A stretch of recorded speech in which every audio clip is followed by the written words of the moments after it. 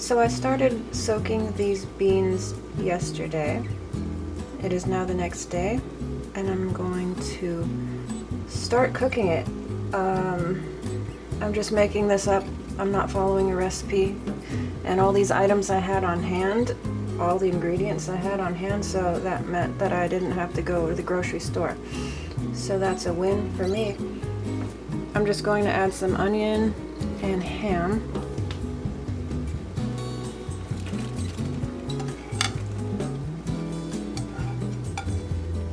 I'm going to add a bay leaf, kind of a small one.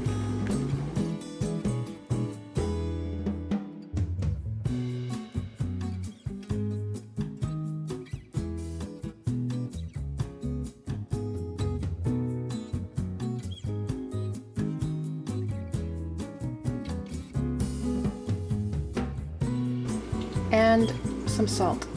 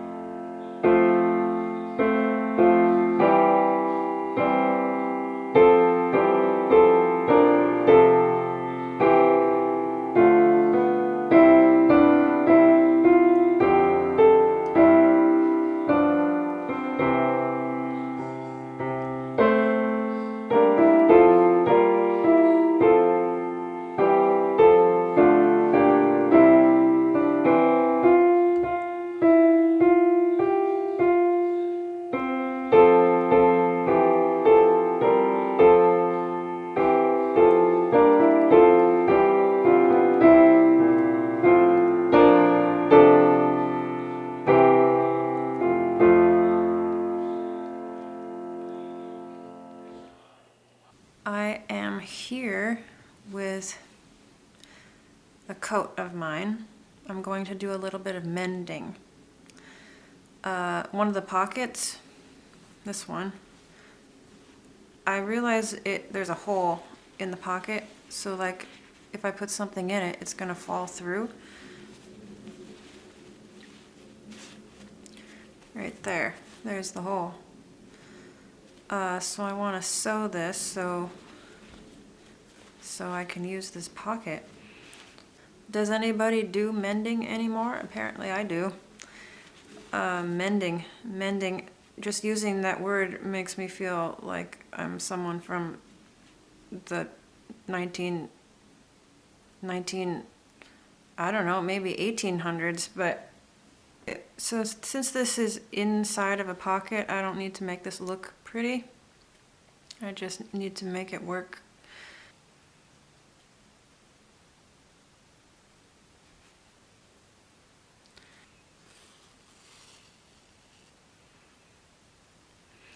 Other than this, it's Wednesday, so I did tell the rest of the music team what the song list is.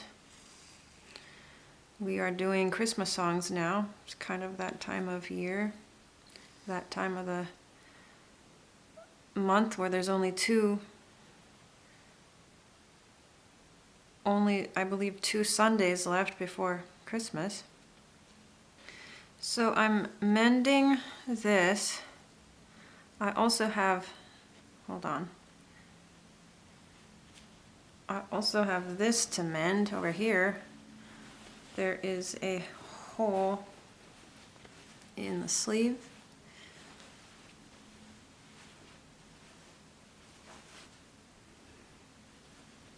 Right there, it's a big hole. I was talking about clothing yesterday. I was talking about hand-me-downs. Yes, this coat of mine and this shirt that I'll be using are both hand-me-downs. And as I said, hand-me-downs make me think of something that happens to people that have siblings. You know, like an older sibling or something might hand you down their clothes, but I don't even have siblings, but I still have hand-me-downs.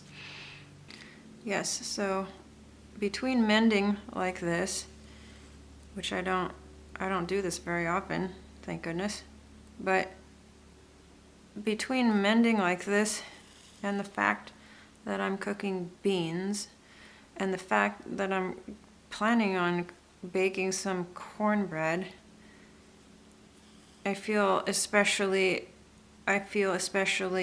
old-timey and like domesticated today. Cornbread and beans and mending. Have you watched the movie called Grapes of Wrath?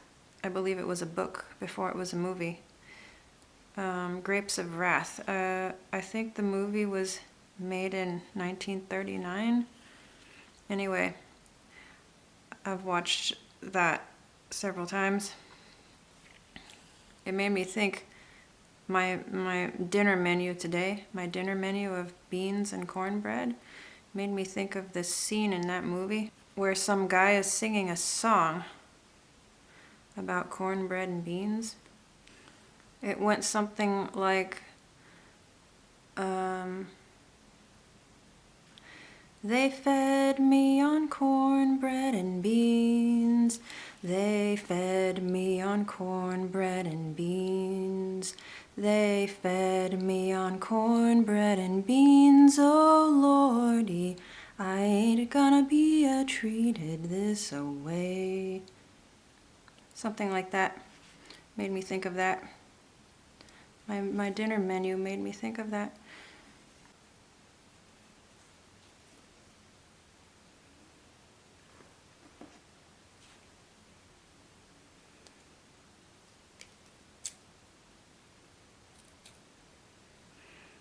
Well, that looks fixed.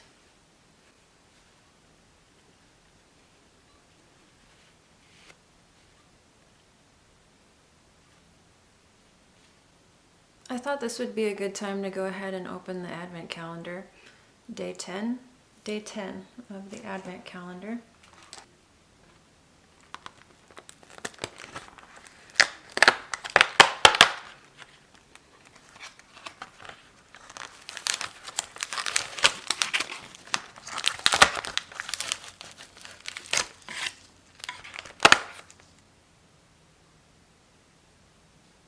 This tea is called honeybush, mandarin, and orange.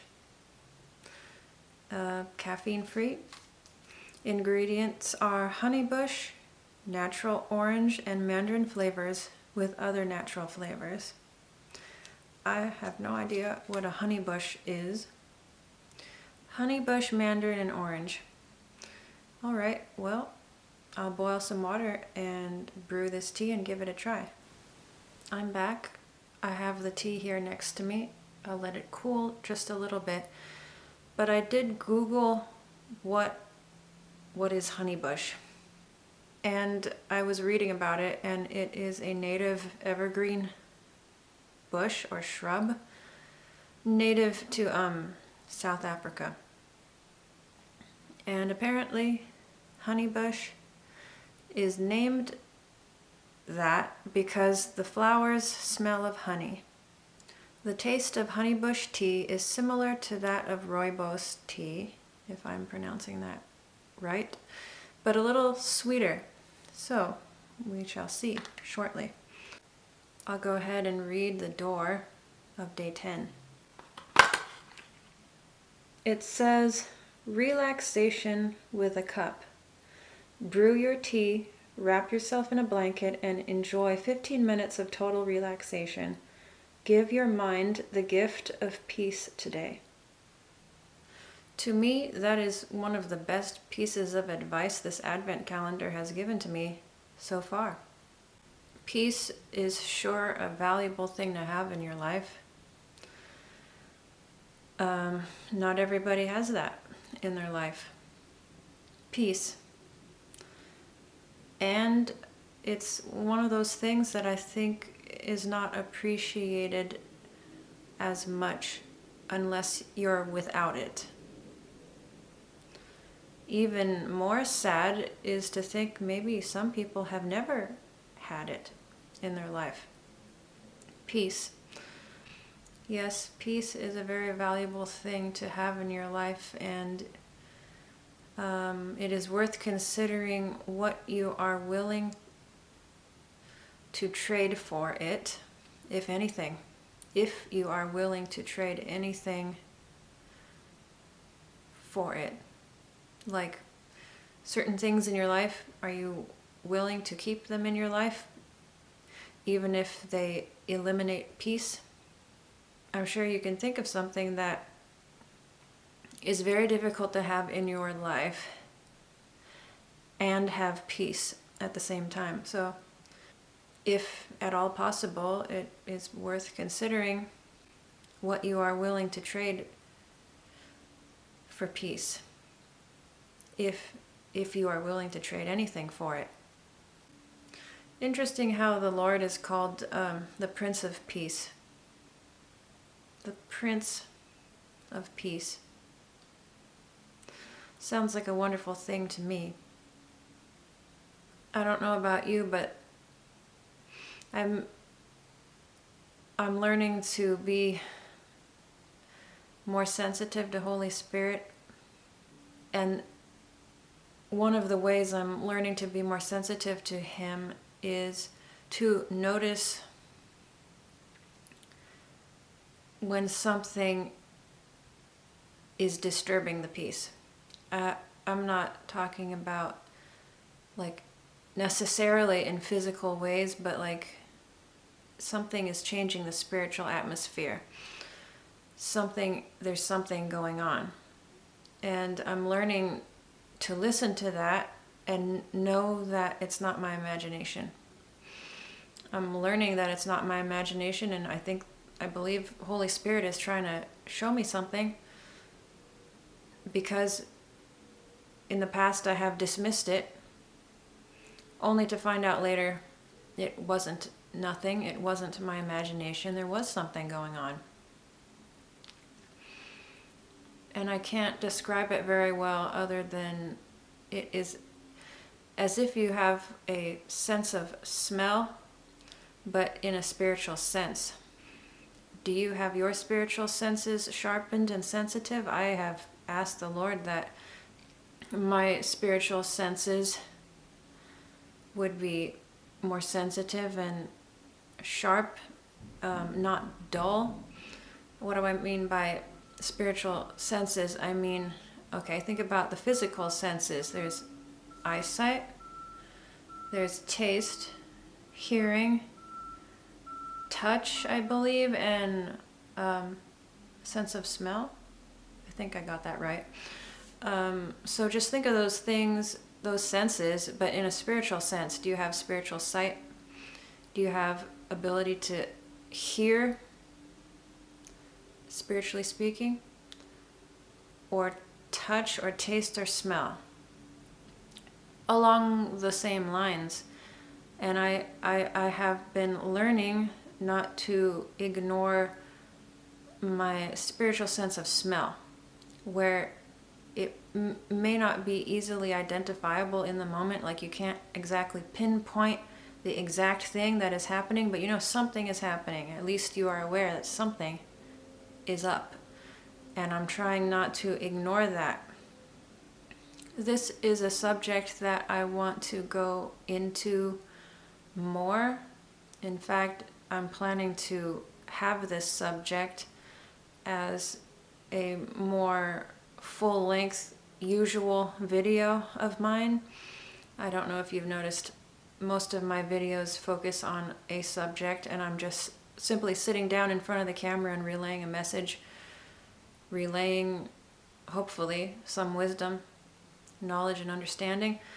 That's my typical video, not this Vlogmas thing, not even vlogging in general. That is not my typical video. But in the future, I do hope to make a more full-length video talking just about this subject of not dismissing something that you are discerning. If you have ever asked the Lord for discernment and He's given it to you and you are discerning something, don't dismiss it. That's what I'm learning personally in my personal life. Don't dismiss it. Don't keep dismissing what you are discerning. It doesn't really help, but I'm learning to overcome this part of it as well. That, okay, let's say I'm discerning something. Something is up. I see something, okay? And I tell someone near me about it, and they act like I'm out to lunch. They act like they don't see, there's nothing wrong in the world. Like, am I the only one that is seeing this blazing, basically red flag? Something is happening. Don't you see that? It's right before our eyes even. And yet the person that I am trying to communicate something to about what I am discerning acts like nothing is happening, like there's no validation. So what I'm learning is, even when other people totally invalidate you and are completely blind to what you are seeing, still, that may be where they're at, but don't let that reaction make you dismiss what you see. What is, I'm learning this. I'm in the middle of learning this. And one thing that helps in this learning process is that several times when I have alerted somebody to something in a spiritual sense, and I receive no confirmation whatsoever from the person, you know, they think you're out to lunch, like you're daydreaming, like you're delusional, but I'm not. That's the thing, because what happens later? Okay, so in the moment I'm invalidated, right? I share what I am seeing and observing with someone, but in the moment I am totally invalidated by them, okay? So I'm like, oh, okay. In the past I would be like, oh, I guess I am wrong.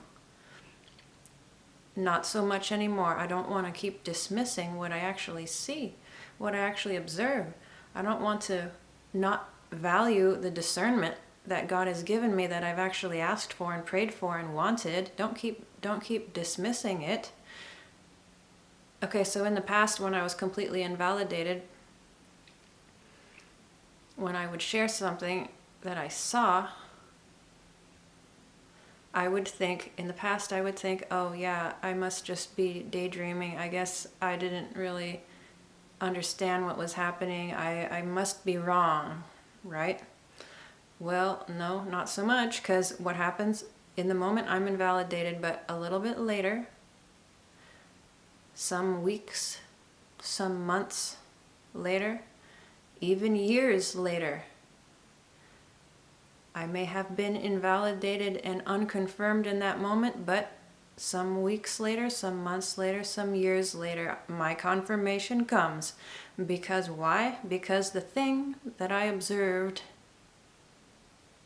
by God's grace through discernment only shows itself to be completely correct later. So I am learning to not let myself dismiss what I see, but also don't let other people not confirming me, don't let their blindness make me think that I don't see. Don't let other people not seeing what I see, don't let that influence me and make me feel like, oh, I guess I must be wrong because you don't see what I see. You don't see what I see, so I guess what I see must be wrong. No, they may not see what I see, but that doesn't mean what I see is wrong. What that means is they simply don't see, and they don't believe what I'm saying. So, okay, yes, I do hope to go deeper into this subject sometime in the future, Lord willing, in a more full-length, normal video for me. I can't recall how I got to talking about this subject, but I will go ahead and taste this tea. And, by the way, sometimes the thing that you discern, if it was received by the person you were telling it to initially, problems could have been addressed sooner.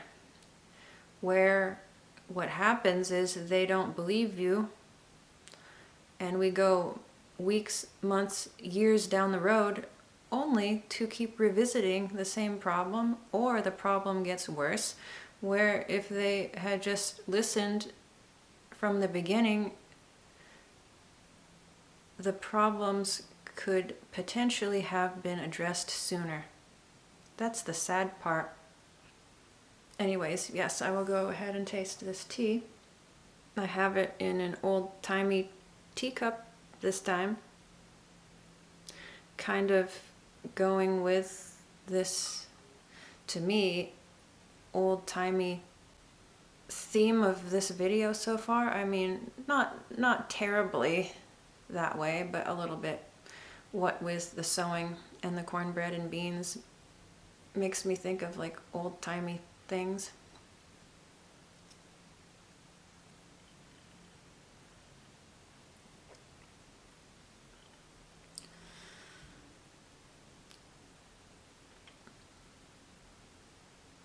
That is very good. Very good. I can taste the orange. The flavor is a little complex. I don't know if I can describe it very well. It's more than just orange.